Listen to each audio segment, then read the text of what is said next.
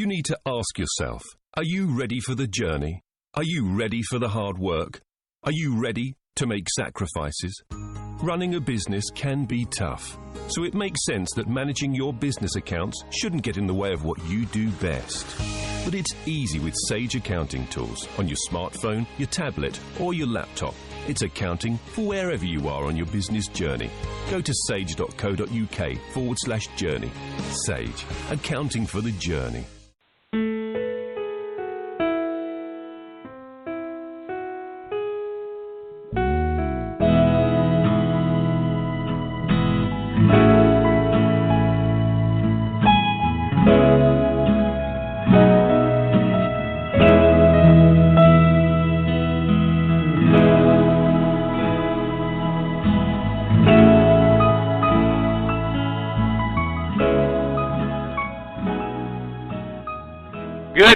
Everyone, and thank you for coming back and joining me this morning here on Next on the Tee. We are brought to you today by the great folks over at the French Lick Resort, the PGA Tour Superstore, the Bobby Jones Company, Frogger Golf, and our new friends over at Orange Whip, makers of the Orange Whip Trainer. And folks, if you haven't checked out the Orange Whip and you're looking for a great way to, limber up before your round or improve your club head speed, you really need to check out the Orange Whip.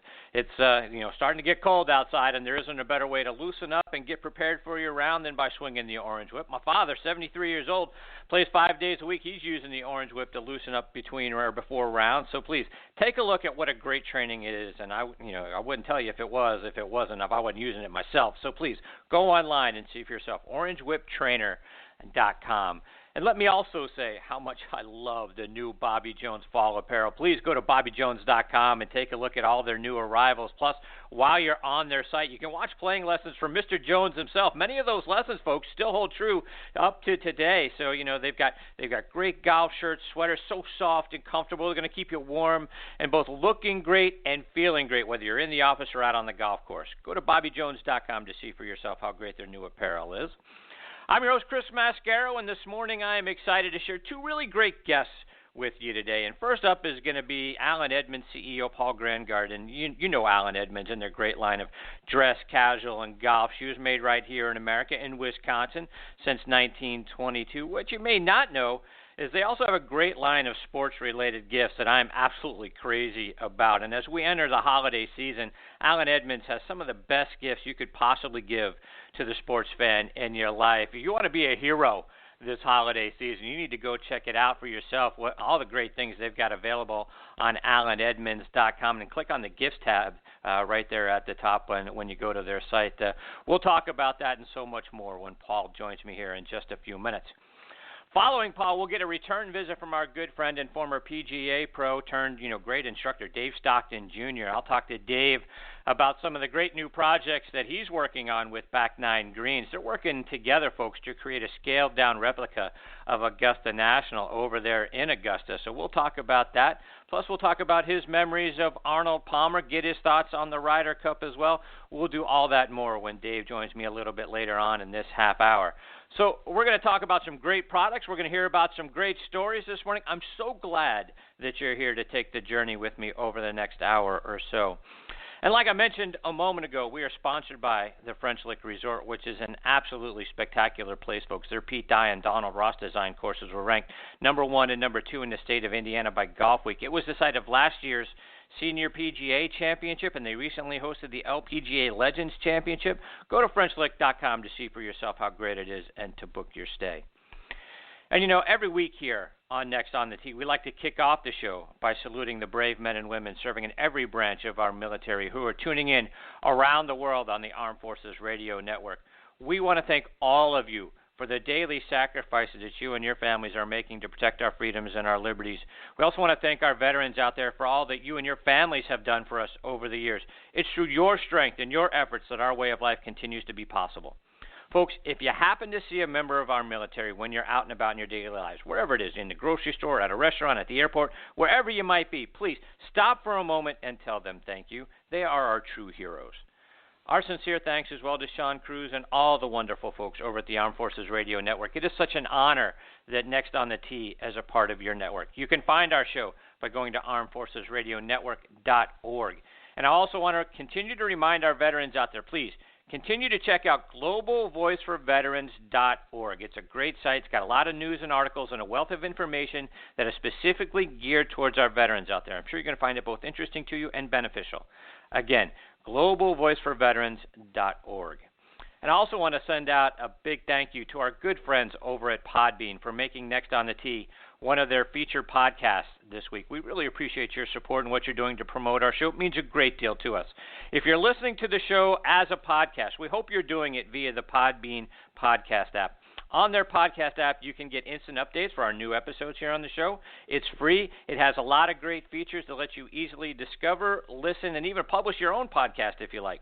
Whether you use an Android phone or an iPhone, Podbean is an app that, got all your podcasting needs on it. Please get the app now by going to Google Play or the Apple App Store so you can enjoy more of your favorite podcasts that you love. Hopefully that includes Next on the Tee and our sister show Thursday Night Tailgate as well. Please go online, find out all about it, podbean.com. All right, now back with me on the French Lick Resort guest line is Allen Edmonds CEO Paul Grangaard. And let me give you some more background on Paul. He earned his bachelor's degree at Stanford and his MBA at the University of Chicago. Spent 19 years as an investment banker at Piper Jaffray. He's been the president and CEO of the Allen Edmonds Shoe Corporation for the last 8 years, and when he took over as CEO back in 2008, they were on the verge of bankruptcy. So what a great turnaround story that Paul has led. There's so much more, though, to Allen Edmonds than just shoes. This time of year in particular, I like to remind folks about their great accessories and gifts. Some of the coolest items you're going to find anywhere for the sports fan in your life, like the authentic Fenway Park wood or Wrigley Field wood seats, that they've made into cufflinks. You got the Boston Garden parquet floor cufflinks or the Los Angeles Dodgers game-used uniform wallet. One of the things that's been on my wish list for the last couple of years is a Three River Stadium, seat cufflinks. What a big, Pittsburgh, Pirates and Steelers fan that I am. Three River Stadium is near and dear to my heart. Grew up watching games in that stadium. So, folks, you need to go to AllenEdmonds.com and browse through all of their great sports gift items. Go AllenEdmonds.com. There's a gift tab right there at the top. Click on that. You're going to see so many great things, for the sports fan in your life. But let me stop making out my list for Santa and welcome in their CEO, Paul Grangaard, back to the show. Good morning, Paul. It's great to have you back on the show. How have you been, my friend? I've been doing well. Thank you very much for having me, Chris. It's great to be back with you, and I just want to join you right off the bat in sending out my admiration and thanks to the men and women in the armed forces. They do a great job for us, and we all owe them this incredible debt of gratitude, as you said. So, absolutely right. Add thank my you. words to yours. Please, thank you for that. So, Paul, the last time that you and I spoke, you were telling me that Allen Edmonds employs about 700 people, all here in the U.S., which is up 100% from what it was 6 years ago. Talk about the commitment that you and Allen Edmonds has to making your shoes right here in America, being patriots, which is very rare in the shoe industry. Yeah, I had a chance to speak at the University of Chicago this week about social responsibility in corporate America.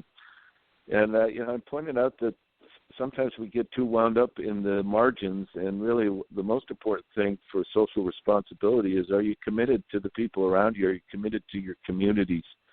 A decision that was made in the 1980s and carried through by one of my predecessors and the owner of the company at the time was to stay in Port Washington, Wisconsin, and produce shoes in America when most of the rest of the industry was going overseas. Less than 2% of the shoes that are made in that are bought in the United States in a given year were made in the United States. The vast majority of shoes are imported.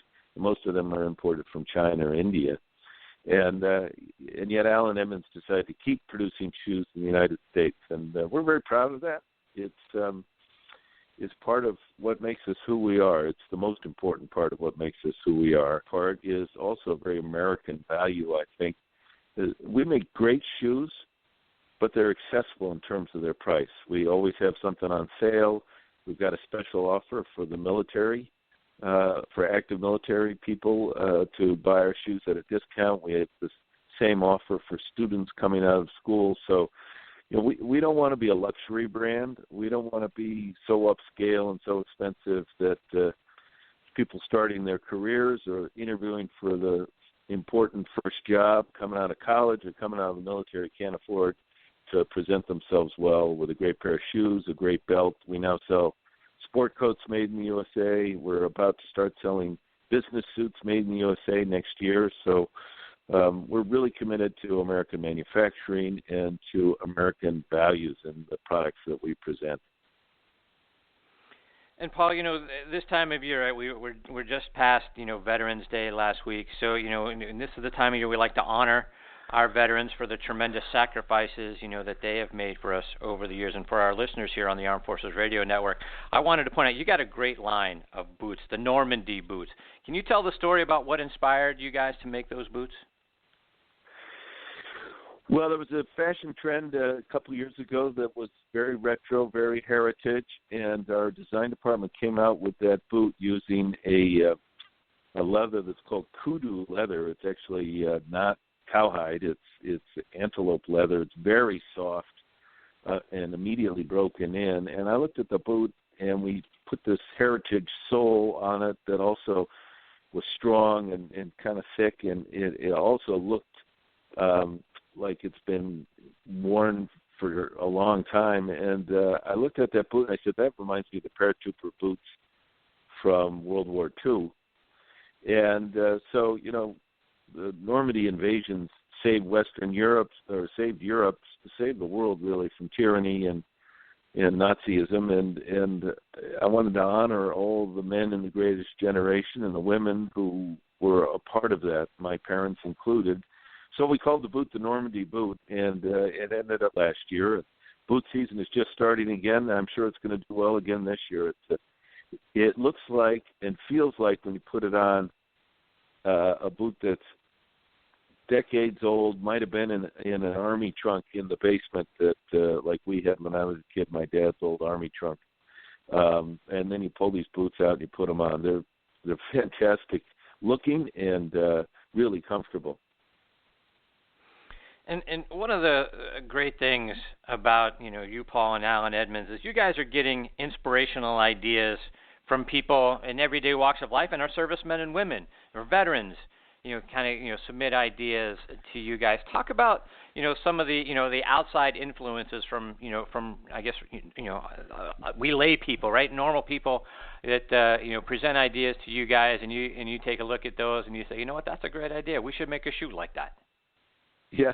We get emails all the time from people who say, I like this shoe, but I'd like it better if you had a rubber sole on the bottom of it, because in the winter I, walk from Grand Central Station to the office in New York or Union Station in Chicago, or I live in San Francisco and it rains a lot in the winter. So we've come out with a lot of our dress shoes, very best dress shoes that historically had only a leather sole. We've now got them with rubber soles on them, but they're sophisticated, elegant-looking rubber soles, so that they fit the fashion look of a more impressive dress, and that's been a great influence for us. And it really came because customers were asking for it, and we've also had a lot of younger people say your shoes seem heavy to me. Well, they really aren't, but I understand the perspective. If you've grown up wearing running shoes your whole youth, you're going to think that a leather shoe with a leather sole on the bottom of it is kind of heavy. So we've come out with a collection we call the Road Warriors collection, which we name after anybody and this happens to be skewed towards younger people, but anybody who spends their career, early part of their career, a lot of their time on the road. And so these shoes are really comfortable and have a rubber sole on them again, but this sole has got a lot of air in it so that it's very, very lightweight. They weigh a third as much as a regular leather dress shoe weighs, and we were excited by how quickly people started buying the Road Warrior collection. We have wingtips, cap toes, plain toes. It's a very elegant look, but at the same time very comfortable, very lightweight. And Paul, like I mentioned in your intro, and we've talked about this before, but you know what a huge fan I am of your sports collection, available in the gift section of AllenEdmonds.com. And as a kid from Pittsburgh, I love those Three River Stadium cufflinks. But as a Red Sox and a Celtics fan as well, the Fenway Park wood seat cufflinks, the Boston Garden parquet floor cufflinks, and for Cub fans, who are still celebrating their historic World Series victory, you've got a Wrigley Field wood seat cufflink and a field seat pen as well. Remind our listeners about the rare sports gift items that they can find on AllenEdmonds.com. We work with this company in San Francisco called Tokens and Icons on those products, and then with another company called the Historic Pen Company. And I love sports. I love history, and both of those things, I think, make incredible gift items for colleagues, for friends, for the men in your family, or anybody who's a real fan of either history or of sports. So those, when a stadium gets remodeled, even though it's so fantastic that Wrigley Field and Fenway Park are the same authentic selves, benches need to be replaced. Box seats have been switched to hard plastic box seats over the years, and what they do with that old wood is they don't throw it in landfills. They save it, and this company, Tokens and Icons, learned of that and figured out that they could buy that wood and turn it into beautiful pieces of men's fashion, so that we've got these cufflinks that are in the shape of a diamond, and inside is a piece of Fenway Park seats. Fenway Parks are dark blue. You wouldn't know, actually, it's a piece of wood unless somebody asked you about them. The Wrigley Field ones are this rich color green.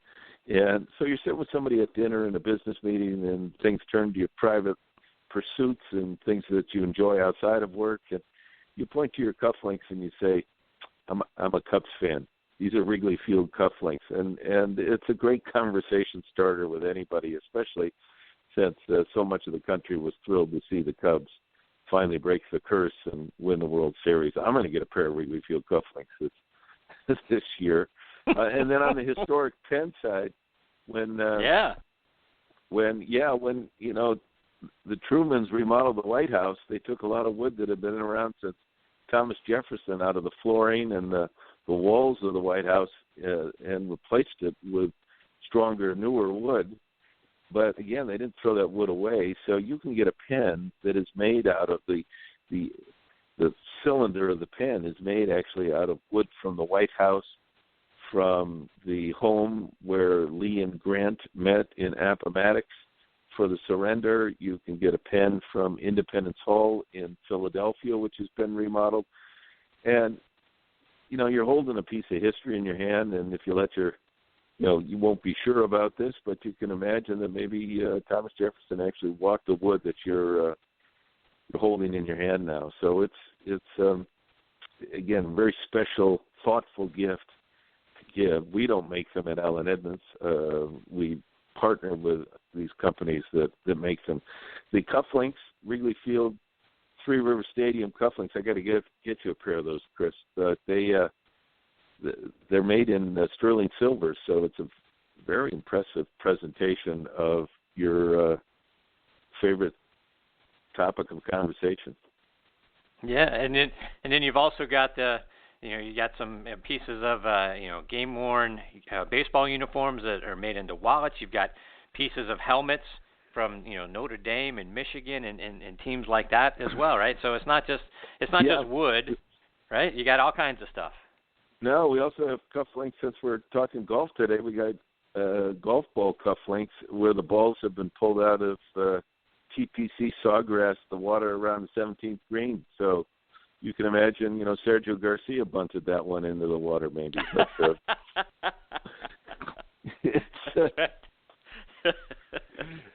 I've stood on that tee. I know what it's like to hit it into the water from there. Maybe one of them's actually a golf ball I hit into the water. I don't know.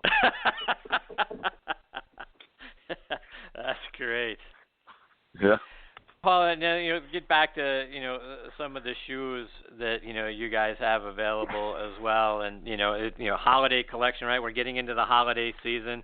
I love the Jingle Bell Mock wingtip Oxfords that you have, the Rudolph cap toe Oxford shoes as well. Talk about the holiday collection and your other casual shoes as well. Well, we like to have fun as well as making the best business shoes in America, at least the best for a fair price. That's for sure. But for the holidays, it's great to go to a party with something a little different that puts spirit into the room and makes people laugh. So I've been wearing my Jingle Bell Mock. We coined that term after the famous Jingle Bell Rock song, and these are wingtips with a red toe and then green behind them. They're red and green wingtips, and we're selling them right now for $199. It's just a great shoe to put under a pair of flannel pants that you might wear with a blue blazer and your usual holiday tie to whether it's church services on Christmas Eve or the family get-together. They're great shoes. And then this year, for the first time, we've taken one of our best-selling business casual shoes called the Strand Muck, which is a cap toe with a lot of design on it. And it's brown. It's made out of cowhide. It's a rugged-looking but still businessy shoe. And we made the cap toe on it red. And so it's red and brown behind it. So we called it the Rudolph for the red-nosed reindeer. And those are actually selling better than the red and green ones this year. So, in fact, just yesterday, I was with a young guy who works for the Minnesota Timberwolves in their sales area. Very impressive young man, about 28, 29, 30 years old. And he was I offered to get him a pair of good business shoes because when I met with him for a business meeting, I was a little surprised that he didn't have shoes that were fitting for his personality and the importance of his job and the way he presented the rest of himself.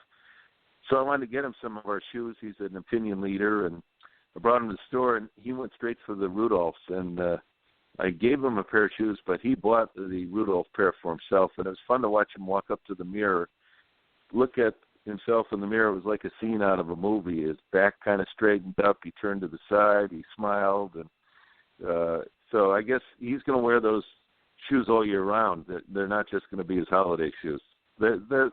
The red isn't that loud, so you can do that. It's just a cool look. So, Paul, let's talk a little golf shoes, and those Fort Worth golf shoes that you guys have remind me so much of the shoes that Gary Player used to wear back in the day. A really classic look to the golf shoe. Talk about some of the golf shoes you guys have available. Yeah, we have two kinds of golf shoes. We have the traditional kind of golf shoe, and the Fort Worth is exactly that shoe. It's the shoe I wore both kinds this summer. We have a spikeless shoe that we do with Jack Nicklaus, and those are all named after golf courses that Jack designed. And I wore the Renegade, which has got some running shoe attributes to it, also some mesh for breathing. I wore it all summer, but it's gotten a little cooler here in the upper Midwest over the last few weeks.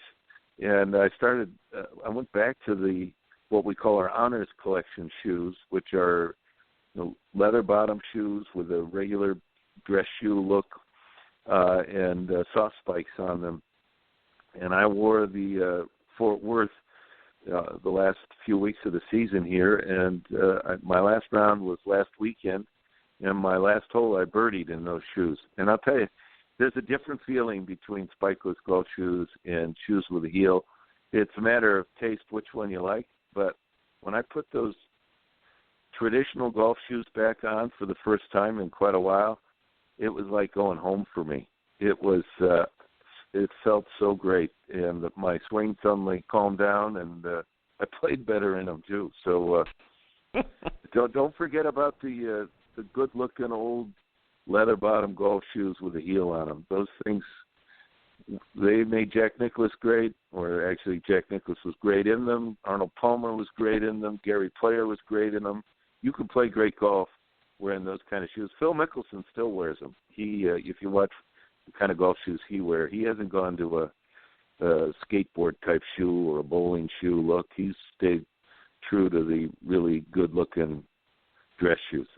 So that kind of shoe is great.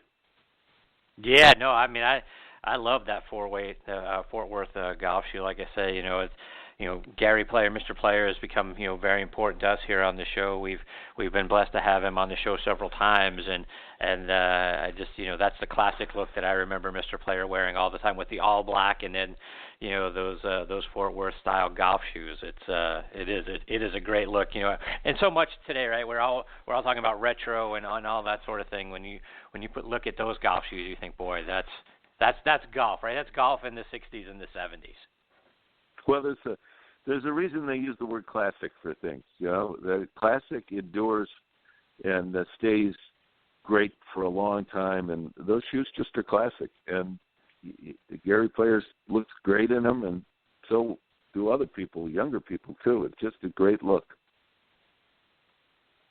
Paul, we've spent a lot of time here talking about shoes, and you alluded to this earlier when you were talking about some new things that you're going to be doing from a clothing perspective, right? Getting cold outside, like you just mentioned a moment ago, and you guys have a full line of clothes, from shirts to sweaters to jeans to pants that the people can find on AllenEdmonds.com. Talk about your V-neck and your quarter zip sweaters and some of the other things that we can put on to keep warm out on the golf course as like I say, as the temperatures turned colder. We decided a few years ago that our customers are so important to us, and they trust us to find that sweet spot between looking good and trying too hard. And a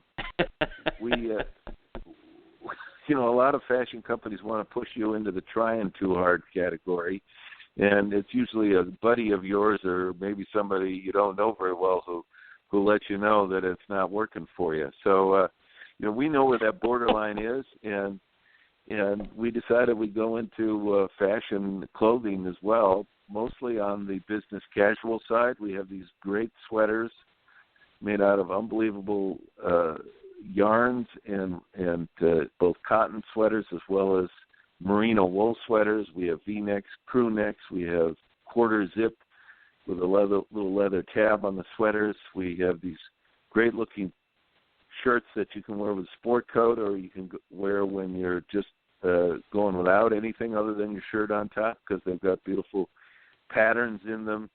I hired a guy a few years ago by the name of Ini Iyamba. Ini was born in Nigeria and came to the United States in his early teens, and he's an American citizen. He's a great guy, and he's been a fashion model himself. But he's also got a great eye for, again, that borderline between looking good and trying too hard. So he does all of our sourcing of all of our product in the apparel area, and he does an absolute great job. One of the things that we do that I'm most proud of is we've brought back shearling coats.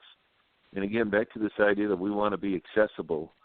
Shearling coats, outdoor coats, winter coats, fall coats, those things are often several $1,000s when you buy them someplace else. And we have ours made in New York, and they're really great-looking coats, and we don't sell them for those kinds of prices. They're expensive. I don't want to give anybody the wrong impression they're not expensive, but they're $1,000 less than you pay for that coat from somebody else. And it's just a really, I've got one that I really like right now that it's blue leather on the outside with some brown leather touches, and then this kind of light brown shearling on the inside. Looks a little bit like the Marlboro Man coat. It's a great casual outdoor coat for a football game or getting around in the winter.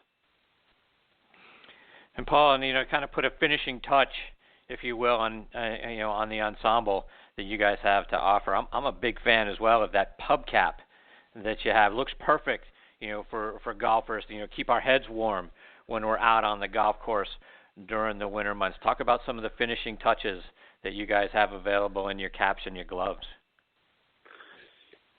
Yeah, we've gone to, you want to have the right thing on the top of your head when you're out golfing, that's for sure. So we have these great baseball caps that are actually made out of Scottish wool. They're really warm, And some of them have ear flaps that you can pull down if it's especially cold, and pull the flaps over your ears.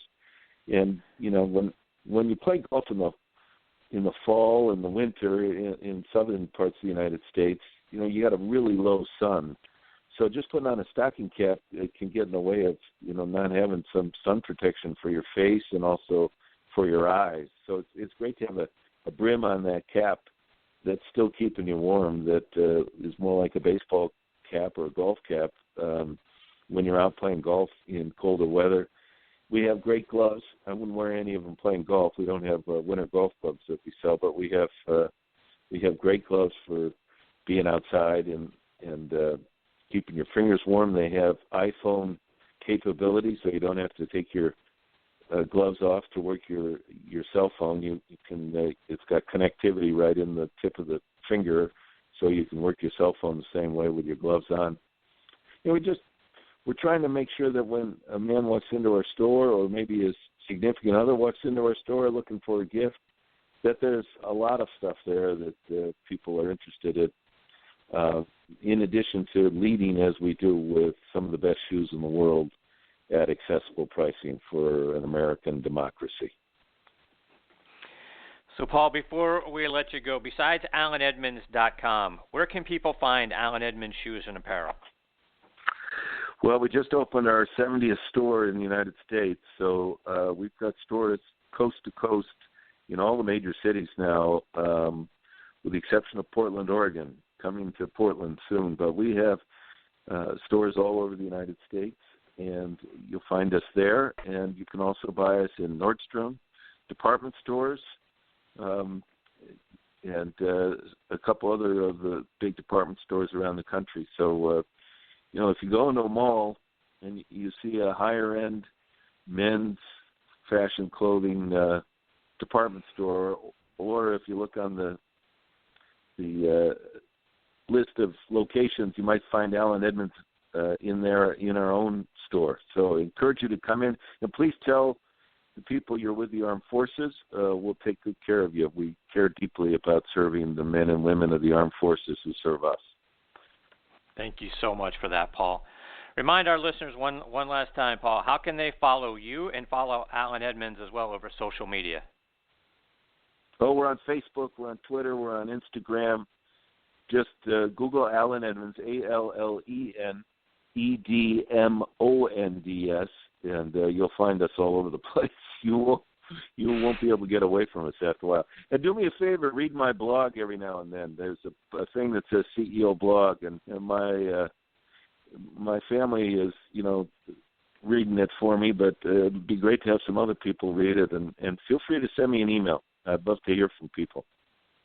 That's great. Thank you so much, Paul, for your time this morning, for the things that you're doing to make it a little easier for people to get great looking shoes and clothes and obviously the gifts that are on there as well, and for what you're doing to help our folks in the military get a little bit easier of a time to get great shoes, great boots, and all the great clothing items that you guys have as well.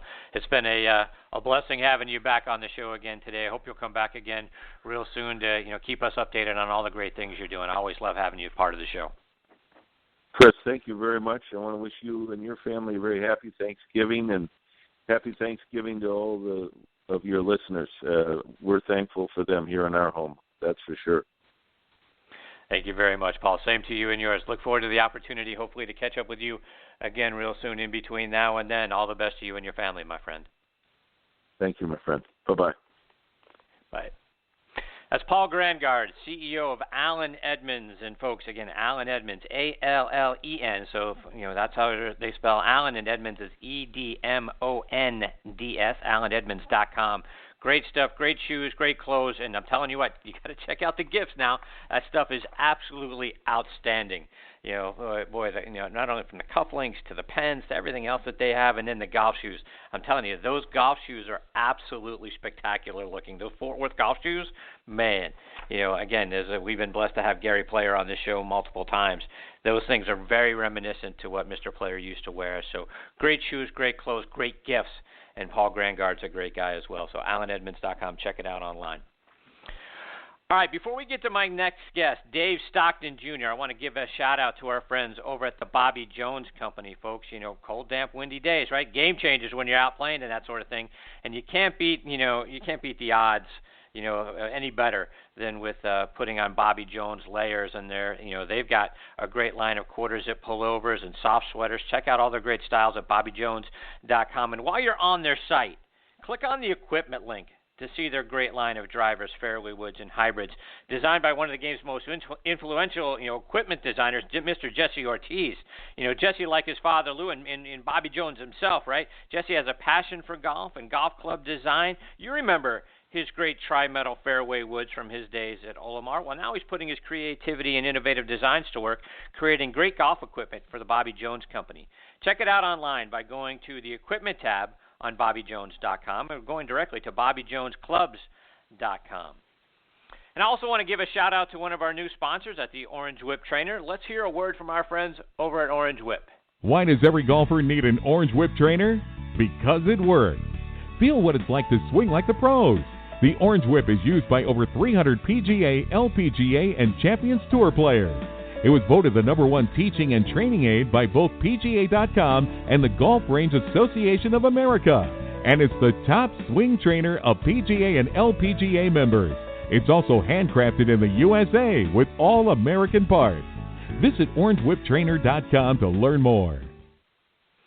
Yeah, it really is a great training aid, folks. Help loosen you up, improve your swing speed, and all that sort of thing. So please, go online and check it out for yourself. orangewhiptrainer.com. All right, we'll get to my next guest, Dave Stockton Jr., on the other side of this station identification.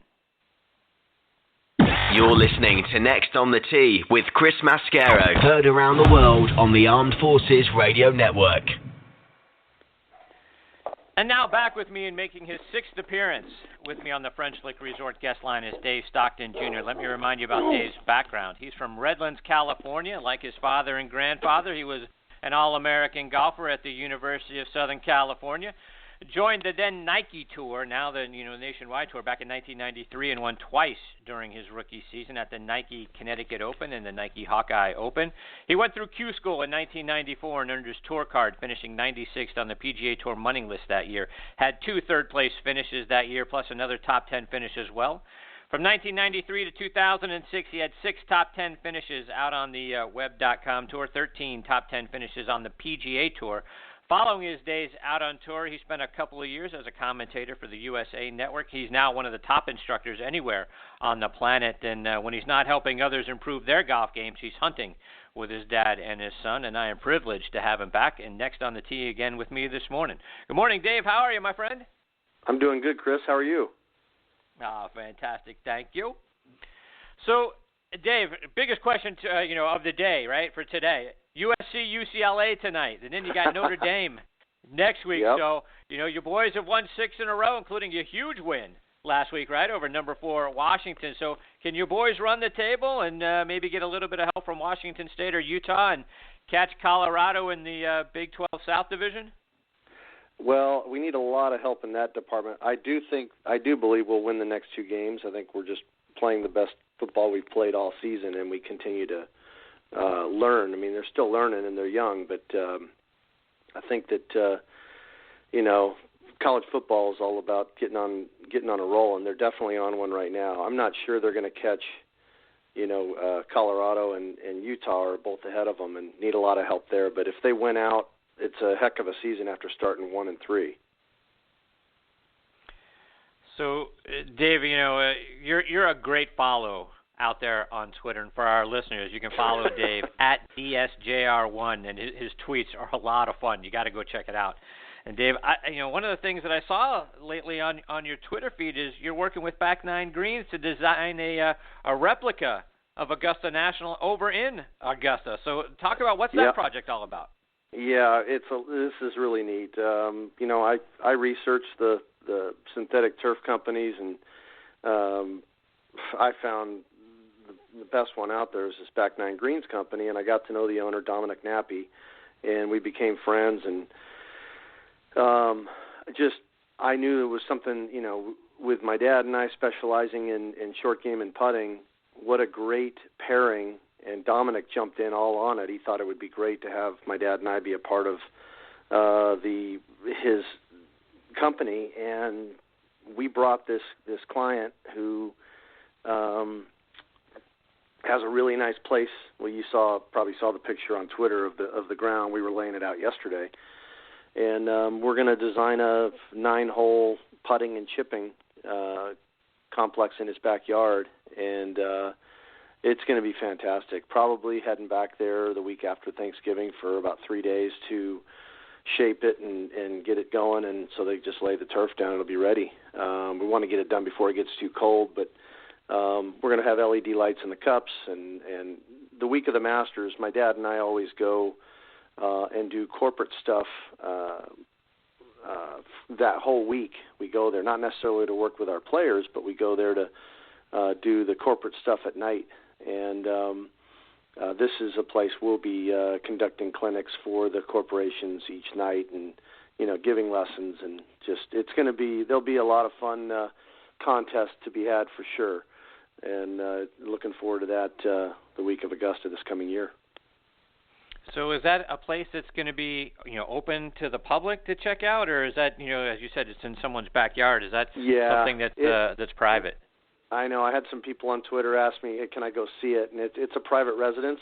So, one of the ones you can see that my dad and I were a part of was to the right of 14 on Pebble Beach.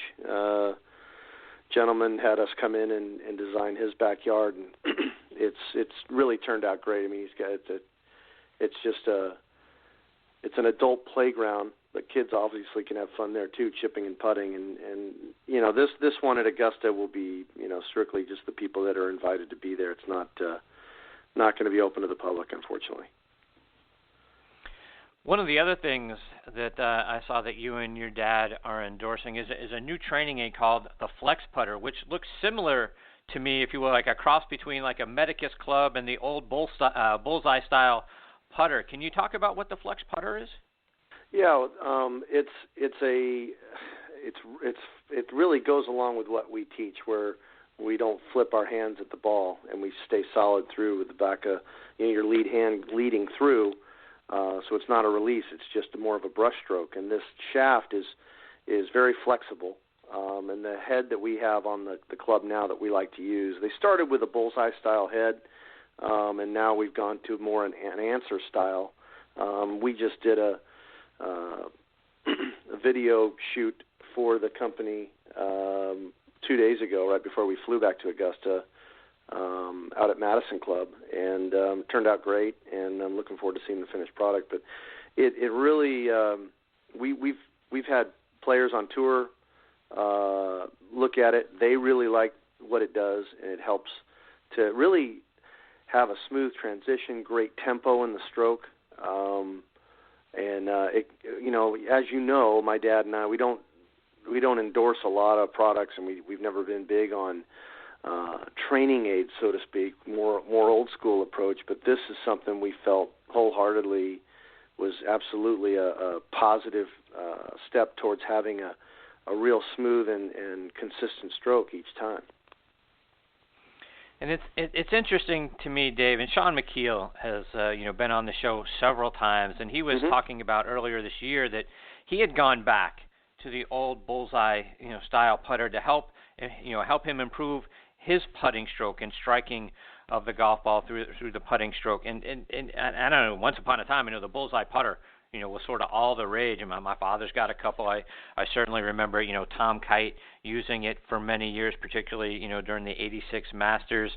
But you've got to be very precise with where you strike, the ball on the putter face with the old bullseye style putter. Is that a good thing to kind of go back to as you kind of look at, if you're having a problem with, striking the putter, striking the ball more on, whether it's on the heel or out on the, on the toe of the putter, is that become something that, guys are starting to look back to and saying, you know what, hey, to improve my putting stroke and the strike of the golf ball through my putting stroke, boy, this bullseye putter may be something I need to try again. Well, for guys like Sean, who's more my age, late 40s, we still have bullseye putters. A lot of the younger kids lot of the younger people go, bullseye putter, what is that? So absolutely, it was something I know that it was something that people would always revert back to if their stroke was off, to help them get back to hitting it, making better contact more in the center of the face. So yeah, I mean, that I haven't done that for years, but it's definitely something that would help you get back to catching it the way you want to catch it each time. And Dave, for the last several weeks here on the show, I've been talking with my guests about their memories of Arnold Palmer. Your father played out on tour against Mr. Palmer for many years. One of your father's 2 PGA Championship victories actually came over Mr. Palmer in the 1970 PGA Championship, played over there at Southern Hills Country Club. Curious to get your memories of Mr. Palmer when you first met him, and maybe some of the favorite memories you have of being around Mr. Palmer. Well, yeah, it was sad that he's passed. So many great memories, and he did more for the tour than anybody. Having grown up on tour as a so-called tour brat, as us kids grew up calling, we were called each summer being on the road, and probably earliest recollection of Mr. Palmer would be in the late 70s. The Bob Hope Desert Classic here, where he won 5 times? How many times he won it? And it just, every time I met him, like everybody says, he'd look you in the eye and he'd make you feel like you were the only person in the room, and just was honest. He looked interested in hearing what you had to say. It was just he had that ability to do that no one else I've ever seen have. I mean, it just, and how he could do that with every single person, is just amazing, and it's a testament to the amazing person that he was. And yeah, my dad's first PGA win in '70 at Southern Hills was against Mr. Palmer, and my dad's line is that, I would have completed his Grand Slam. He would have had the Grand Slam. But he'd already won a lot of majors, and this would have been my dad's first, and it meant a lot more to my dad than it would have meant to Palmer. That's what my dad's line was, because he already had enough majors. But, they had a heck of a battle, and, my dad came out on top, and, he's the benchmark for how every tour player should. If more tour players, you really can't. I mean, they broke the mold when he was. When he came out and who he was as a person. But, if more players could take the way he carried himself in life, not just on the golf course, but in life, the tour's in a great place now, but it'd be even better, obviously. And just to give people an idea of, how much things have changed money-wise out on the tour, when Dave's father won the 1970 PGA, the winner's share was $40,000. When Jimmy Walker won it this past year, his check was $1.8 million. So just a little bit of change in the winner's share since 1970. Yeah, that. But Dave, I wanted his win. He made more than my dad made than his whole 27-year career with 10 wins and 2 majors. Pretty crazy. The money has certainly changed over the years. Dave, I also wanted to get your thoughts on this year's Ryder Cup victory, in particular the singles match between Phil Mickelson and Sergio Garcia. And you've worked with Phil on his putting over the years, and that match, it may have been the best putting performance of Phil's career, but perhaps as well the greatest match in Ryder Cup history, with 19 birdies being made between he and Sergio Garcia. What did you think about as you were watching that match unfold? Well, I saw 2 guys turn the clock back.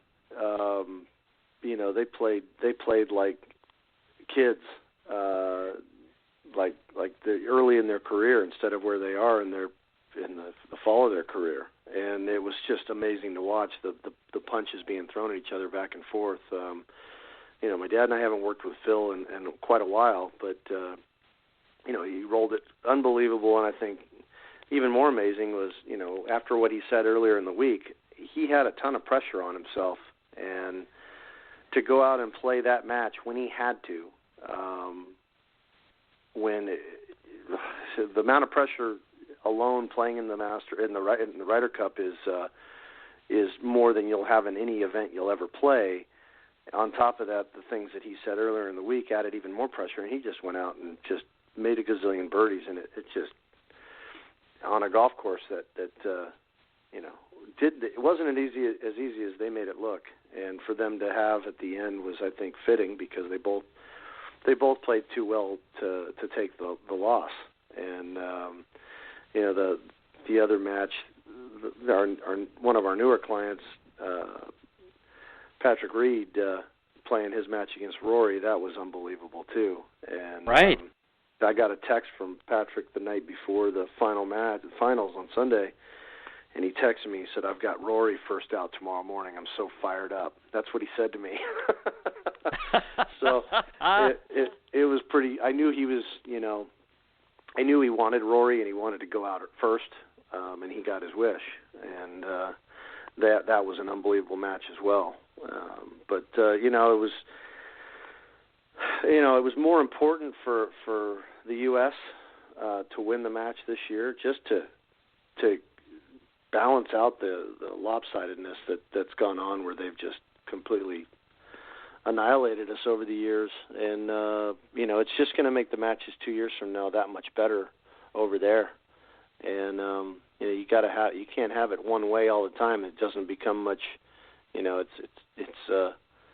It's almost an afterthought who's going to win, and that was phenomenal. And Davis did one heck of a job, and his assistants did too.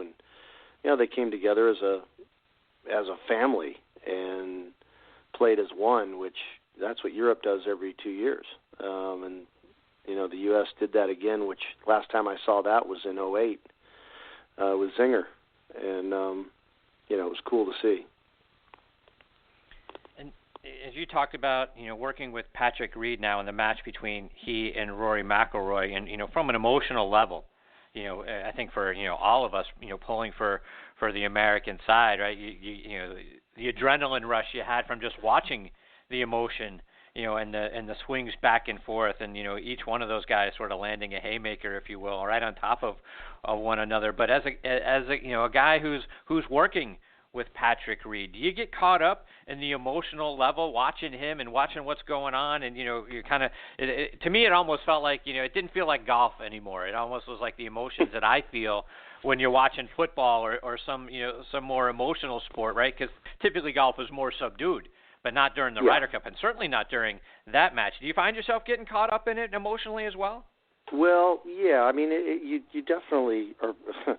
You're definitely more involved and more interested watching it than you are another tournament. I think the only other tournament where you'd be, you're just watching every shot is maybe the Masters each year.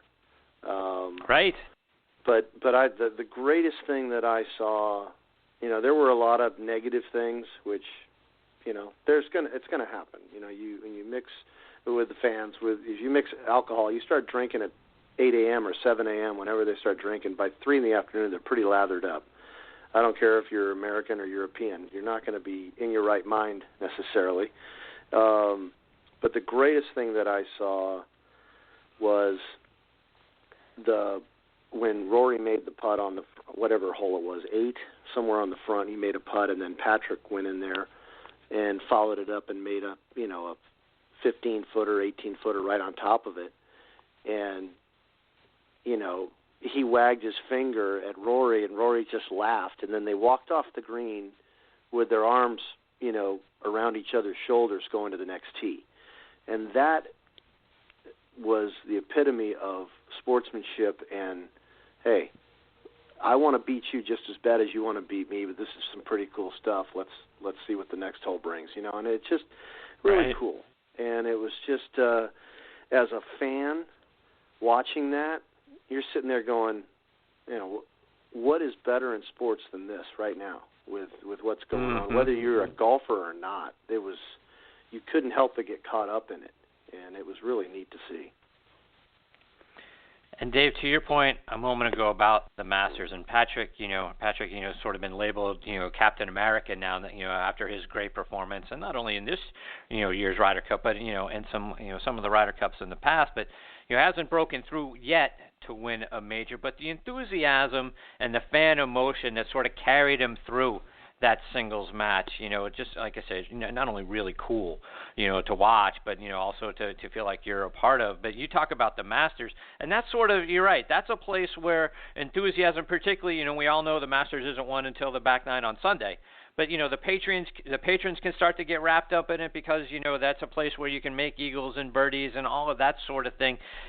Whether he can carry that emotion, and it's a long time, it feels like forever before we get to April and the Masters, but that's a place where, you would think if he could be in contention on Sunday, a couple of strokes out, all of a sudden he starts to make some putts. And I think that enthusiasm can get very easily, regenerated for him and might be able to carry him to a Masters victory. Do you see that, that maybe this is something that, Patrick is going to be able to carry with him, this Captain America, this enthusiasm, this, maybe he starts, fist shaking and all that sort of stuff that the fans can get behind him and carry him to a major win? Oh, I think so. I mean, I know that, he is a serious fan favorite with the U.S. fans over here, winning at Bethpage at the Barclays this year, and then what he did at the Ryder Cup. He's going to be one of the ones that I'm sure the media has in discussion of, one of the top guys. They should be winning the major this year. So that brings pressure. But I've never seen. I've only worked with Patrick for 4 months or so, 4 months, but. I've never seen pressure get to him, even when I was learning about him when he was in college and doing what he did in college and winning national championships and then qualifying for the tour through Monday qualifying. I mean, who does that? The guy's fearless. If he's around the lead, on the back nine at Augusta, you know that he's not gonna back up. He's going to go after it, and he's going to continue to play his game, and he plays to his strengths as good as anybody out there. And, all these guys, they know that the Masters is the first major. They start talking about it in January during the West Coast swing, and it just builds until it hits early April. And all the players are going to, Patrick's no different. They're going to play their schedule to prepare themselves for that first major. And that's really, we will do what we can to help him be ready when it comes to the putting side of things, and just continue to help him and the other players we're working with. And by the way, for people who don't remember, Patrick Reed in college, 2-time national champion. Oh, by the way, at Augusta State over in Augusta. So, yeah. You would think Augusta National would be a place that he's got a really good chance to win. Yep. And speaking of the other guys that you're working with, Dave, who are some of the other guys out on tour that you and your father are working with now? Well, the two newest guys are Webb Simpson and Kelly Craft. So those are the newer guys. We still have Francesco Molinari and Gonzalo Castano and Fabian Gomez. So we've got the regular guys we've had for a while, Johnny Vegas, but it's fun getting a couple of new guys in there, and my dad and I are looking forward to getting the West Coast swing. We're enjoying the little break right now, but we'll be firing it back up in January come the West Coast swing. The hunting, as you mentioned in the beginning, we like to hunt. My dad and I, nightmare trip coming back from Augusta yesterday. Flight got canceled from Charlotte to Dallas, so we jumped on a plane to L.A. and got from Charlotte to L.A., and our flight from L.A. to Palm Springs was delayed 2 hours and 45 minutes, and the freeway was a parking lot, so it wasn't an option to drive, and got in right before midnight, and my dad went down, left at about 4 a.m. to go down to the Duck Club to hunt with Don Pooley, who's down there waiting for him, and I don't know. There's no ducks down there. I mean, he may get, if he gets 4 or 5, he's had a heck of a day. but it's been too warm for any of the ducks to come down from out north. But it seems like that's my story anyway. But Pooley's in town. We just played last Monday, Tuesday, Wednesday. We played at Bighorn Golf Club in their Bighorn Charities Pro-Am 3-day event. And it's all 27 pros. They're 26 are Champions Tour guys like Pooley and my dad. And I'm the one kid under 50 that gets invited each year to play. And it's a lot of fun. So Pooley's in town for the week, and then we've got our Bighorn Institute charity golf tournament that we put on. This is the 29th year for the Bighorn Institute, which raises funds for help saving the bighorn sheep in the mountains here. And we play that at Stone Eagle on Monday, and Don's going to be a part of that. Dave, just a couple more before we let you go. And you know how we love to plug the great things that your father achieved over the course of his career. And goodness knows he should already be in the Golf Hall of Fame. 25 professional wins, won the PGA twice, 2 majors, finished second at the Masters and at the U.S. Open, plus everything else he's done, right, as a coach and as an ambassador to the game. Are we getting any closer to getting your dad in the Hall? I hope so. As they get older, my dad's 75, people kind of forget what he's done. I mean, he was a victorious Ryder Cup captain. He was also a victorious assistant underneath Zinger in 2008. He was a part of 2 winning Ryder Cup teams. So there's 4 Ryder Cups he's either played on or been a captain or assistant, and they've won all 4. Not many people can say they're 4-0. And the contributions in the corporate world, the corporate outings, he really laid he was the king of the corporate outings in 70s and 80s to help grow the game and through that side of it too, and now with the teaching and now the fun, a lot of fun. I'm real excited about this next thing because I know he's not playing much golf. He doesn't play much unless I get him out there to play with my son and he, although he's taken me upon his task to help me get on the Champions Tour in a year and a half. He and I are working together to get my game right. So I'm his project, and that's a heck of a project to have. But the back nine greens, designing greens for people in short game areas and stuff in their backyard, something my dad and I love to do, and it's something fun we can do together and bring enjoyment to people. Wherever they are, whatever state they're in, we can go anywhere. So it's a lot of fun. It's just fun being around my dad, and I get to spend so much quality time with him. After years of him being on the Champions Tour, and I was on the regular tour, I didn't see him as much, and now I get to see him all the time, and it's just a blessing. It's great. Dave, one final thing before we let you go. You got to give us, one thought, one piece of advice for our listeners that they can take out this weekend on the golf course and help them make more putts. I would just say that you got to realize there's billions of people in this world that don't care whether or not you make that putt or hit that shot, and not to take it so serious. Have a visualize where you want it going, or visualize it going in the hole, and then let it go. Don't try. Trust it. Let it go. Dave, for our listeners, remind them how they can follow you both online and over social media as well. Well, on Twitter, I'm at dsjr1, and we also have at Stockton Golf is our company's Twitter, and then our website is stocktongolf.com. Those are the ways to follow me and what my dad and I have going on. My dad's not a Twitter guy, so I kind of, as you said, I send out. My wife says I tweet too much, but it's a lot. It's a lot of fun. I'm not tweeting at 3 a.m. stuff like that. So, but I mean, last night my dad when my dad got carded at the LAX airport in the restaurant we were in, I had to tweet that out. I thought I was kind of fired up. The guy carded me. I'm like, oh, cool, 48, I get carded.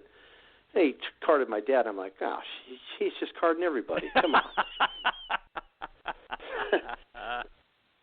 That's great. And yes, folks, please, at DSJR1, you're not going to find a better follow on Twitter than Dave Stockton Jr. Always fun to watch him, seeing what he's tweeting out. And Dave, it's always great to have you as part of the show. Thanks for coming back and be a part of it today. I hope you'll come back again real soon. But in between now and then, my friend, happy Thanksgiving to you and yours, and I look forward to the opportunity to catch up with you again soon.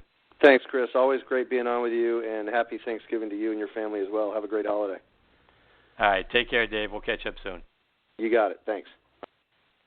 That is Dave Stockton Jr., and I promise you, friends, at DSJR1, if you follow him on Twitter, you are not going to be disappointed. It is a great time, and he tweets out some of the best stuff. All right, folks, it is time for me to put a bow on this episode of Next on the Tee. Before we close up shop, we like to continue to remind you about the great things that Jim Estes and his staff are doing for the folks over at the Salute Military Golf Association. Such important stuff, such great stuff for our wounded veterans. Take a listen to Jim and remind him of all the great things that they are doing over at the Salute Military Golf Association.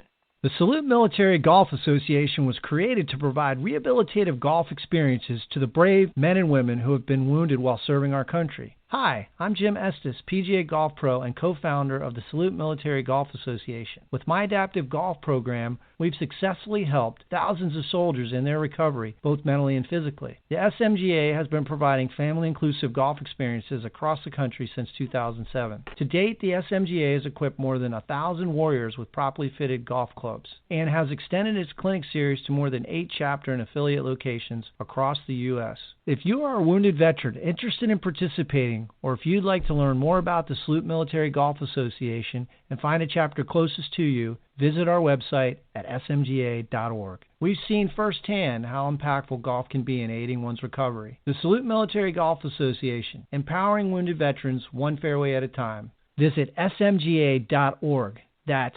smga.org. Yeah, Jim and his staff, they're doing such great things over at the Salute Military Golf Association. To find out more information and how you can get involved, go to smga.org. All right, everybody, my sincere thanks again to Paul Grangaard and Dave Stockton Jr. for making today's show so much fun for me to be a part of. I hope you enjoyed it as well. Please also check out our sister show, Thursday Night Tailgate, with me and my co-host Bob Lazari and our announcer Joe LaGiannucci. That show airs live from 8 to 10 p.m. Eastern Time. You can stream it live on Blog Talk Radio as well as on the Armed Forces Radio Network as well. That show, like this one, also available as a free podcast on Podbean. Our great friends over at Podbean. Can't thank them enough again for, featuring Next on the Tee on their site as well as Thursday Night Tailgate. They have been very supportive to us. We thank you so very much for doing that. You can also find us as a podcast on iHeartRadio, Spreaker, TuneIn, Stitcher, Player.fm, and SoundCloud as well. On Thursday Night Tailgate, we are joined every week by 5 NFL legends that are, who come on to share their stories from their playing days, share their insights with us as well into, today's game.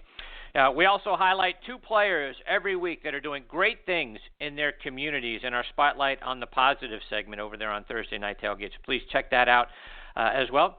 You can find both shows as well on Facebook. We have a show page for Next on the Tee. We have one for Thursday Night Tailgate. Give us a like. That is so very important to us as well. And you can find our shows online. This show, nextonthetee.net and thursdaynighttailgate.com. From there, you can stream or download any of our archived episodes for free, just like you can on Podbean. And again, podbean.com and the Podbean app. You can find us on there, and please, you can stream us, for free as well on that site. Again, podbean.com and the Podbean app. Folks, thank you so much for choosing to listen to this show today. We know you have thousands of choices for content to listen to, and we really appreciate that you're making Next on the Tee one of them. Until next week, hit 'em straight, my friends.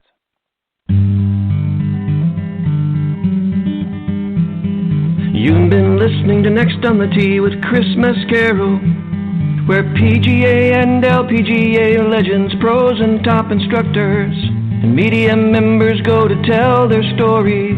Join us the same time every Saturday to hear more stories about the game we love from the people who love sharing those stories with you.